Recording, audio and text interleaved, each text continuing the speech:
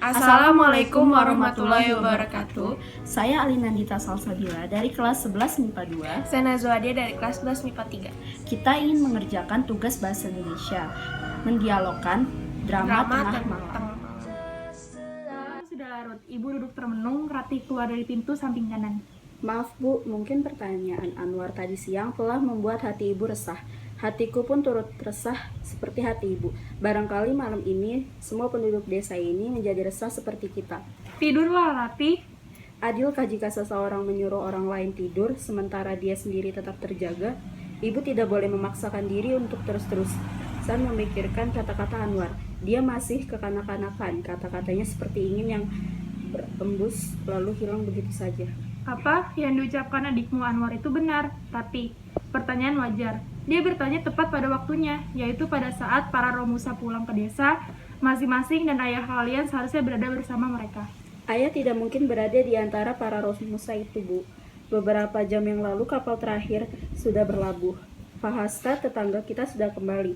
Telah terdengar suara sorak-sorai anak-anak dan istrinya. Tetapi ayah, mungkin kabar yang dibawanya itu benar. Dengan demikian akan bertambahlah kekecewaan keluarga kita. Lebih kecewa lagi hati adikmu, Anwar. Dia tidak tahu sama sekali kemana ayah pergi. Dia tidak tahu apa itu kerja paksa. Dia hanya tahu kalau ayah pergi, kemudian kembali dengan membawa setumpuk mainan di tangannya. Terdengar jam berdentang 12 kali. Tengah malam, Bu, kapal terakhir sudah meninggalkan pelabuhan setelah menurunkan para Romusa. Artinya kapal itu sudah 3 jam beristirahat sebelum berlayar kembali. Mana ayah kita? Kalau dia terkubur di pelabuhan, apakah ada koran yang membuat berita tentang kematiannya? Atau mati di tengah laut dan jasadnya diumpankan kepada ikan hiu? Jepang adalah Jepang, Ratih. Saudara tua dapat bertindak sewenang-wenang terhadap saudara mudanya yang terlantar. Kecil harapannya untuk menemukan ayahmu. Berita yang ibu terima 6 bulan yang lalu memberi keyakinan bahwa ayahmu meninggal di sangat luar berbisa. Banyak orang bercerita tentang perlakuan Jepang terhadap Romusa. Dan ayahmu pasti diperlakukan sama seperti kepada mereka. Nasib orang bodoh selalu tidak menguntungkan.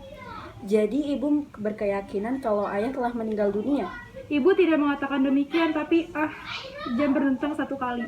Malam telah mulai berlalu. Selamat pagi dunia, kalau ayah kami tidak kembali, terkutuklah penjajah itu. Terdengar pintu diketuk. Seseorang lelaki muncul membawa sebungkus pakaian. Pahasta! Inilah, harap kalian terima dengan lapang dada. Mana ayahku, Pak? Hanya Tuhan yang tahu. Tangis meledak ke babak berikutnya. Malam sudah larut. Ibu duduk termenung, Ratih keluar dari pintu samping kanan. Maaf Bu, mungkin pertanyaan Anwar tadi siang telah membuat hati ibu resah. Hatiku pun turut resah seperti hati ibu. Barangkali malam ini semua penduduk desa ini menjadi resah seperti kita. Tidurlah, Ratih. Adikah jika seseorang menyuruh orang lain tidur, sementara dia sendiri tetap terjaga? Ibu tidak boleh memaksakan diri untuk terus-terusan memikirkan kata-kata Anwar. Dia masih kekanak-kanakan. Kata-katanya seperti angin yang berembus lalu hilang begitu saja. Apa yang diucapkan adikmu Anwar itu benar, Ratih. Pertanyaannya wajar. Dia bertanya tepat pada waktunya, yaitu pada saat para Romusa pulang ke desa masing-masing dan ayah kalian seharusnya berada bersama mereka.